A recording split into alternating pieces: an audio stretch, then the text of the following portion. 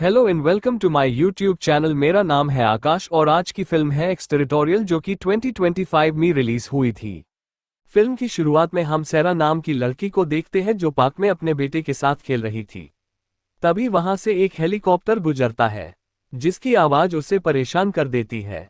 Helicopter को देखते हुए वो पुरानी यादों में खो जाती है क्योंकि वो एक आर्मी ऑफिसर थी और एक मिशन में उसके काफी साथी मारे गए थे, जिसका दुख और सदमा आज भी उसे था और इसी वजह से उसकी दिमागी हालत भी खराब हो गई थी और उसने रिटायरमेंट भी ले ली थी। उसकी इसी खौफनाक यादों के दौरान एक आदमी जो कि अपनी फैमिली के साथ खेल रहा था उससे टकरा जाता है और वह उसे किसी दुश्मन की तरह इतना मारती है कि उसकी नाक से खून निकलने लग जाता है और तब जाकर उसे एहसास होता है कि मैंने ये गलत कर दिया। फिर उसने इस आदमी से माफी भी मांगी और वो अपने बेटे को लेकर घर चली जाती है। कुछ साल बीत जाते हैं और दिखाया जाता है कि सेरा का बेटा अब बड़ा हो चुका है और सेरा उसे लेकर अमेरिकन एम्बेसी में जाती है। इसी टाइम सेरा को एक जर्नलिस्ट का मैसेज मिलता है जिसमें वह बताता है कि सेरा के आखिरी मिशन के बारे में उसके पास कुछ खास इन्फॉर्मेशन है जिसकी मदद से ये लोग पता चला सकते हैं कि आखिर उस दिन दुश्मनों ने उनके ऊपर हमला कैसे किया था। जर्नलिस्ट ने एक वीडियो भी सेंड की हुई थी जिसे सारा देखने लग गई। काफी देर से लोग एम्बेसी में अपनी बारी का इंतजार कर रहे थे और सेरा का बेटा बहुत ज्यादा बोर हो गया, इसीलिए सेरा उसे प्लेइंग रूम में छोड़ आती है। सेरा बाहर निकलती है तो उसकी नज़र दो लड़कों पर पड़ती है जो रिस्ट्रिक्टेड एरिया का दरवाजा खोले खड़े थे। हालांकि यहाँ पर किसी को आने जाने की इजाजत नहीं होती, पर यह लड़का एक दूसरे लड़के को बैग देकर यहाँ से बाहर भेज देता है और सेरा इन्हें शक की नज़रों से देखने के बाद भी इग्नोर देती है। वो अपने बेटे को लेने के लिए प्लेन रूम में जब जाती है तो ये देखकर उसके होश उड़ जाते हैं कि उसका बेटा रूम में नहीं था और बाहर आकर उसने सब जगह अपने बेटे को देखा लेकिन उसका बेटा उसे मिल नहीं रहा था, वो गुम हो चुका था। वो यहाँ के रीजनल सिक्योरिटी ऑफिसर एरिक से मिलती है और उससे वही रिस्ट्रिक्टेड दरवाजा खोलने की रिक्वेस्ट करती है, ये बताते हुए कि दो लड़कों ने इस दरवाजे को खोला था, हो सकता है कि मेरा बेटा भी वहां चला गया हो। एरिक ने अपने सारे स्टाफ और गार्ड्स को उस बच्चे को ढूंढने में लगा दिया, लेकिन एम्बेसी ने अंदर से ये दरवाजा नहीं खोला और बताया कि ये दरवाजा खोलना तो अलाउ नहीं है। वो अभी यही बात उसे समझा ही रहा था कि उसी टाइम सार्जेंट यहाँ आकर एरिक के कान में कुछ कहते हैं और एरिक उसे लेकर ऑफिस में चला जाता है जहाँ सारा को बताया जाता है कि वो इस एम्बेसी में अकेली आई थी, उसका बेटा तो उसके साथ नहीं था, ना ही एंट्री में उसके बेटे का नाम था। यहाँ तक कि सीसीटीवी कैमरा में भी वह अकेली ही नजर आ रही थी, जिसको देखकर सेरा गुस्से से लाल हो गई। सेरा को अच्छी तरह याद था कि वह अपने बेटे को यहाँ लेकर आई थी, इसीलिए वह फौरन पुलिस को कॉल करने की रिक्वेस्ट करती है। एरिक उसे फोन मिलाकर दे देता है। सेरा उन्हें अपने बच्चे की कंप्लेंट करती है लेकिन जर्मन पुलिस उसे यह बताती है कि वो एम्बेसी अमेरिका का इलाका है और हम वहां कुछ भी नहीं कर सकते। पुलिस वाले सेरा की बस इतनी मदद कर सकते थे कि वो अपने दो पुलिस ऑफिसर वहां भेज रहे थे जो सेरा को उस एम्बेसी से निकाल सकते थे। थोड़ी देर में सर्जेंट को कोई काम पड़ा तो वह सेरा को एक कमरे में लॉक कर गए। मौके का फायदा उठाते हुए सेरा ने अपनी मॉम को कॉल की और उनसे कहा कि किसी तरह आप पुलिस या गवर्नमेंट से कांटेक्ट करें क्योंकि अमेरिकन एम्बेसी वालों ने मेरे बेटे को किडनैप कर लिया है। उसकी ऐसी बातें सुनकर उसकी मॉम चौंक जाती है और सेरा से पूछती है कि सेरा, क्या आजकल तुम अपनी दवाई ले रही हो? ये सुनकर सेरा झुंझुला जाती है कि किसी को भी उसकी बात पे यकीन क्यों नहीं आ रहा था। असल में सेरा को स्ट्रेस की वजह से हेलुसिनेशंस होते रहते थे और दौरे आते रहते थे। मनगढ़ंत कहानियां उसके दिमाग में बनती रहती थी, इसलिए उसकी मॉम को लगा कि सारा भी उनसे झूठ कह रही होगी या सारा को ऐसे ही दौरे आ रहे होंगे। सेरा को किसी तरह इस ऑफिस से बाहर जाना था और लॉक खोलने के लिए वह इधर उधर कुछ चीजें तलाश करती है तो उसे एक पिन मिल जाती है, जिसे सीधा करते हुए वह लॉक को खोलकर बाहर निकल आती है। अपने बेटे को ढूंढने के लिए वह दोबारा प्लेइंग एरिया के अंदर जाती है जहां पर उसे अपने बेटे की एक कार मिल जाती है। ये देखकर उसे अपने ऊपर और भी ज्यादा यकीन हो गया था कि वह अपने बेटे को साथ लेकर ही आई थी।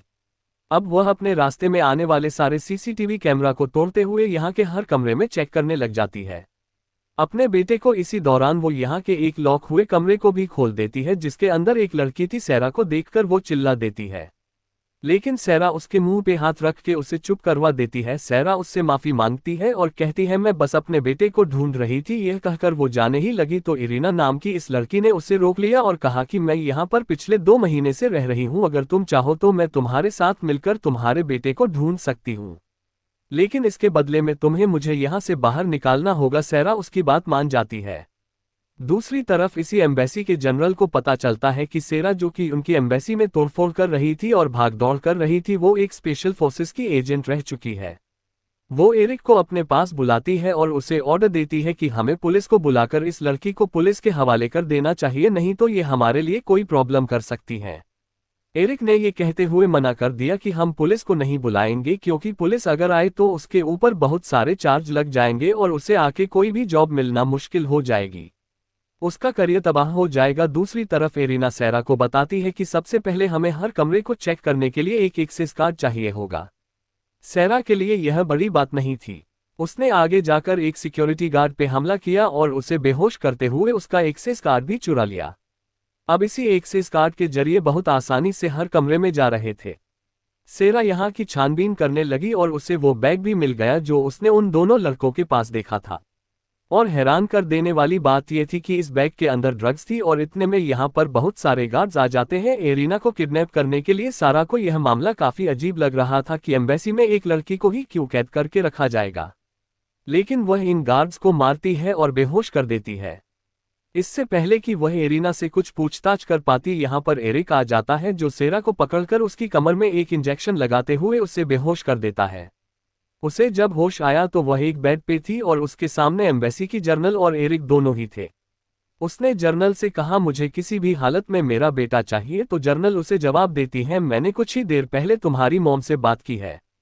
उन्होंने मुझे बताया कि तुम्हें बहुत ज्यादा स्ट्रेस डिसऑर्डर है, जिसकी वजह से तुम चीजें भूलती भी हो और तुम्हें हेलुसिनेशंस भी होते हैं, और ऐसा तुम्हारे अफगानिस्तान में फेल हुए मिशन के बाद से तुम्हारे साथ होने लगा है। सेरा उसकी बात सुनकर उसे रिक्वेस्ट करती है कि मुझे यहाँ की सीसीटीवी फुटेज देखने हैं। उसकी यह भी ख्वाहिश पूरी कर दी जाती है। एरिक उसे सीसीटीवी फुटेज दिखाता है, लेकिन किसी भी फुटेज में उसे उसका बेटा नजर नहीं आता। अब तो उसे भी लगने लगा था कि शायद ये सब उसके हेलुसिनेशंस ही होंगे। पूरी रात यहाँ रहती है और सुबह होते ही उसे यहाँ से लेने के लिए इरीना आ जाती है बहरूपिया बनकर। अब सेरा इरीना से पूछती है, आखिर तुम हो कौन और ये लोग तुम्हारे पीछे क्यों पड़े हैं। वो बताती है कि मेरे डैड एक पॉलिटिशियन थे। पॉलिटिशियन होने के साथ साथ वह एक डॉन भी थे। उनके पास बहुत सा पैसा था और वह यूएस गवर्नमेंट के कई इल्लीगल काम भी करवाते थे, पर फिर जब उन्होंने पार्टी बदली तो गवर्नमेंट के लोगों ने उन्हें मरवा दिया और उन्होंने मुझे पकड़ लिया। उस दिन तुम्हारे सामने जो लोग मुझे मारने आ रहे थे, जिनसे तुमने मेरी जान बचाई, इसीलिए मैं यहाँ से वापस जाना चाहती हूँ ताकि अपनी मॉम से मिल पाऊँ। अगर लीगल रास्तों से गई तो यूएस गवर्नमेंट कहीं से भी मुझे ढूंढकर मरवा देगी। उसकी ये बातें सुनने के बाद सारा को लगा कि शायद ये सब उसका वहम होगा। इरीना झिंझुला गई और सेरा को यकीन दिलाने के लिए उसने अपना हाथ काटना शुरू कर दिया और फिर सेरा को भी ये सच समझ आ गया। सेरा को ये भी समझ आ गई कि वो इतनी बीमार नहीं है कि लोग उसे बेवकूफ़ बनाना चाह रहे हैं और कुछ तो उसके साथ भी गड़बड़ करने की कोशिश कर रहे हैं। वो अब पूरी एम्बेसी में घूमकर उस लड़के को ढूंढती है जिसे उसने रिस्ट्रिक्टेड एरिया के अंदर देखा था। वो उस लड़के से अपने बेटे के बारे में पूछती है तो वह लड़का कहता है, हाँ मैं जानता हूँ कि तुम्हारा बेटा कहाँ है, लेकिन उसके बदले तुम्हें मेरा एक काम करना होगा, तुम्हें वहां से मेरा ड्रग्स का बैग चुरा कर देना होगा। उसके अंदाज से सारा समझ गई कि उसे उसके बेटे के बारे में कुछ नहीं पता, लेकिन ये बात वह लड़के को नहीं बताती और कहती है कि अगर तुम्हें वह बैग चाहिए तो तुम्हें मुझे एक मैप और एक एक्सेस कार्ड लाकर देना होगा। इन्हीं बातों के दौरान सेरा नोटिस करती है कि एरिक भी यहाँ अपनी बेटी के साथ आया हुआ था। एरिना भी यहाँ जब उसके पास आई तो ये दोनों मिलकर एरिक की टेबल के पास गए और उन्होंने देखा कि एरिक की बेटी अपना एक खिलौना यहीं पर भूल गई थी, जिसे इन दोनों ने उठा लिया। आधे घंटे बाद इन दोनों को वह लड़का जेंट्स वॉशरूम में बुलाता है। वहां पर वह एक्सेस कार्ड और इस जगह का मैप लेके आया था, जिसको देखते हुए ये लोग सार्जेंट के ऑफिस में पहुंच जाते हैं। ये लोग सार्जेंट के कंप्यूटर को चेक करने लगते हैं और वहां उसे सेरा नाम की एक फाइल मिलती है, जिसे खोलने पर उसे एक एक चीज पता चलती है जो इन्हें सेरा के बारे में पता थी, वह भी अभी से नहीं बल्कि काफी पहले से। इसी दौरान उसे इस्लामाबाद मीटिंग के नाम से एक फाइल दिखती है, जिसे जब वह ओपन करती है तो उसे इस्लामाबाद में एरिक नजर आता है। इस पिक्चर में एरिक क्लियर दिख रहा था। सेरा को याद आया कि यही वीडियो उसे सुबह जर्नलिस्ट ने भी भेजी थी। उसे जर्नलिस्ट को कॉल की और पूछा कि एरिक का इस सब से क्या लिंक है, तो वह जर्नलिस्ट अब उसे बताता है कि अफगानिस्तान में यूएस मिलिट्री की बेस पर जो हमला हुआ था उसे करवाने के पीछे कोई और नहीं बल्कि एरिक ही था। एरिक ने ही उनकी लोकेशन दुश्मनों को दी थी जिसके बदले उसे पैसे मिले थे। यह वीडियो एरिक के खिलाफ सबूत था। इस वीडियो में एरिक जिससे बात कर रहा था उसका चेहरा भी क्लियर नहीं था, तो जर्नलिस्ट उसे कहता है कि यह चेहरा क्लियर करके मैं तुम्हें अभी सेंड करता हूं। इतने में इन्हें वो पिक्चर रिसीव होती। सर्जेंट अपने ऑफिस की तरफ बढ़ने लग जाते हैं। जल्दी से ये लोग एरिना के लैपटॉप में उस पिक्चर को ट्रांसफर करने लग जाते हैं, लेकिन ठीक टाइम पे यहाँ पर सर्जेंट भी आ जाता है, जिससे बचने के लिए इन्हें उस बेचारे से लड़कर उसे गिराकर यहाँ से भागना पड़ता है। ये लोग भागकर टेरेस पे आ जाते हैं। इतने में वो पिक्चर भी अपलोड हो जाती है, जिस पिक्चर को देखकर सेरा उसे पहचान जाती है। यह उन्हीं तालिबान का हेड था जिसने उनकी बेस पर हमला किया था, और इस टाइम अगर एरिक तालिबान के हेड के साथ बैठा हुआ था तो मतलब एरिक तालिबान के साथ मिला हुआ था। वह एरिना को लेकर उस गोदाम में जाती है जहां ट्रक लोड्स होकर दूसरे मुल्क में भेजे जाते थे, और गार्ड्स का एरिना से ध्यान भटकाने के लिए वो गार्ड्स से लड़ने लग जाती है। अभी वो इनसे निमट ही रही थी कि तभी यहाँ पर एरिक भी पहुंच गया अपने साथ गार्ड्स को लेकर। गार्ड्स ने आते ही धड़ाधड़ सेरा पे हमला शुरू कर दिया। इन सब सेरा एक एक करके बड़े अच्छे से निपट लेती है, क्योंकि वो एक ट्रेन सोल्जर थी। ऐसे गार्ड्स से लड़ना उसके लिए आम बात थी। जब सभी गार्ड्स को वो हरा कर गिरा देती है तो एरिक उस पर हमला कर देता है, पर वो बेचारा भी एरा के सामने कुछ नहीं था। सेरा उसका मार मारकर बुरा हाल कर देती है और उसी की गन छीनकर उसी पर पॉइंट कर देती है और उससे कहती है, मुझे मारने के लिए इतना बड़ा प्लान क्यों बनाया? तुम कुछ भी करवा सकते थे, सड़क पर मेरा एक्सीडेंट करवा सकते थे, मेरा एक मर्डर करवा सकते थे, तुम्हारा इरादा तो सिर्फ मुझे खत्म करना था। एरिक हैरान होकर उससे सवाल करता है, तुम्हें कैसे पता कि मैं तुम्हें मरवाना चाहता हूं और मैं तुम्हें क्यों मरवाऊंगा?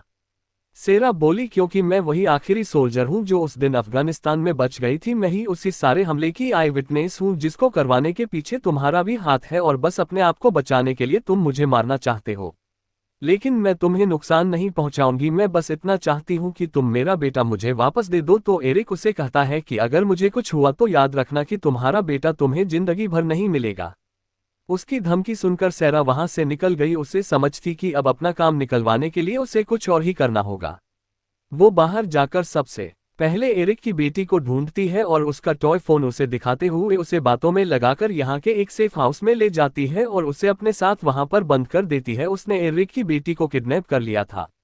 इस चीज की खबर जनरल और एरिक को भी हो गई। सभी लोग इस सेफ हाउस के सामने आ गए और सभी ने सेरा से उस बच्चे को छोड़ देने को कहा, लेकिन सेरा उसे छोड़ने के लिए तैयार नहीं थी। बार बार हर कोई उससे यही रिक्वेस्ट कर रहा था कि उस बच्चे को छोड़ दो। तो सेरा कहती है, ठीक है मैं उस बच्चे को छोड़ दूंगी, लेकिन एक शर्त पर, मुझे एरिक से कुछ बात करनी है। इस बच्चे के बदले एरिक पहले अंदर आएगा। एरिक चुपचाप उसकी बात मानते हुए अंदर आ जाता है और सबसे पहले आकर यहाँ का वॉइस सिस्टम बंद करता है, क्योंकि वह जानता था कि यहाँ की आवाज़ सारी बाहर जा रही है और एरिक के जो घिनौने काम सेरा को पता है उसका वो किसी और को पता लगने नहीं दे सकता। सेरा ने उसे सबसे पहले यही बात कही कि मैं जानती हूँ तुम मुझे मारना चाहते हो, मैं खुद को खुद ही खत्म कर लूंगी, लेकिन मेरी एक शर्त है कि तुम मेरे बेटे को मेरे मरने के बाद मेरी मॉम के हवाले कर देना। इस बात का तो एरिक कोई जवाब नहीं देता, लेकिन वो सेरा से कहता है कि तुम जो जानना चाहते हो मैं तुम्हें बताता हूँ। हाँ, मैं उस दिन मिला था अफगानिस्तान के तालिबान से, मैं मिला हुआ था और मैंने ही यूएस बेस की लोकेशन भी दुश्मनों को बताई थी, क्योंकि मुझे इस काम के बदले पैसे मिल रहे थे। वो काम कब का कब हो गया, सभी लोग मारे गए, एक तुम बच गई थी। मैं जानता था तुम्हारे बारे में, लेकिन मैं कभी भी तुम्हें मारना नहीं चाहता था। दिक्कत तो उस जर्नलिस्ट की वजह से बना जिसको इस सारी बात की खबर हो गई। वो मुझे धमकाने लगा। मैं जानता था कि वह जरूर तुम्हें भी यह बात बताएगा। इससे पहले ही मैं उस जर्नलिस्ट को मरवाना चाहता था, लेकिन तुम्हें उसके मरने से पहले ही यह सारी बातें पता चल गई और फिर इस तरह तुम्हें भी मारना मेरी मजबूरी बन गया। हाँ, तुम सच थी, तुम्हारा बेटा तुम्हारे साथ यहाँ आया था, लेकिन मुझे तुम्हें मारने के लिए यह पूरा खेल खेलना पड़ा। सीसीटीवी से मैंने ही तुम्हारे बेटे को गायब करवाया था। ये सारी बातें करने के बाद वो अपनी गन से पहले सेरा को शूट कर देता है और फिर खुद ही अपने टांग में गोली मारकर सेरा के हाथ में एक गन पकड़ा देता है और तुरंत सेफ हाउस से इस तरह एक्टिंग करते हुए बाहर आता है जैसे सेरा ने पहले उसके ऊपर हमला किया और फिर अपने बचाव में उसने सेरा को गोली मार दी। सेरा इस टाइम मरी नहीं थी, लेकिन वह बुरी तरह जख्मी जरूर थी। एरिक ये सब तो भूल ही गया था कि सेरा भी कोई आम इंसान नहीं थी, वह एक सोल्जर थी। ये सारी बातें जो एरिक ने यहाँ उसके सामने की थी, उसने एरिक की बेटी के ही टॉय फोन में ये सब रिकॉर्ड कर लिया था। बाहर सभी लोग इस टाइम सेरा को टेररिस्ट समझ रहे थे। जिस सेफ हाउस के अंदर सेरा थी, उस सेफ हाउस को खत्म करने के लिए वो तो उसके बाहर बॉम्ब भी लगा चुके थे, लेकिन उससे पहले ही सेरा वह रिकॉर्डिंग यहाँ के माइक्स में प्ले कर देती है। बाहर खड़े हुए सभी लोग एरिक का वह कन्फेशन सुन पाते हैं और जान जाते हैं कि एरिक एक घिनौना इंसान है। वो ना सिर्फ इस टाइम सेरा के साथ यह खेल खेल रहा था बल्कि उसने यूएस गवर्नमेंट और यूएस मिलिट्री के साथ भी बहुत बड़ी गद्दारी की थी। एरिक का चेहरा जब सबके सामने आता है तो एम्बेसी की जनरल फौरन ही उसे गिरफ्तार करवा देती है। सेरा को सेफली सेफ हाउस से बाहर निकाल लिया जाता है और उसके बेटे को भी ढूंढकर जल्द ही उसके हवाले कर दिया जाता है। एम्बेसी की ही तरफ से उसे अच्छी हेल्थ केयर सर्विस प्रोवाइड की जाती है जिससे उसका इलाज होता है और वह बिल्कुल ठीक हो जाती है और मूवी के एंड पर सेरा को उसके बेटे के साथ खुश दिखाया जाता है और बस इसी के साथ यह मूवी यहाँ खत्म हो जाती है।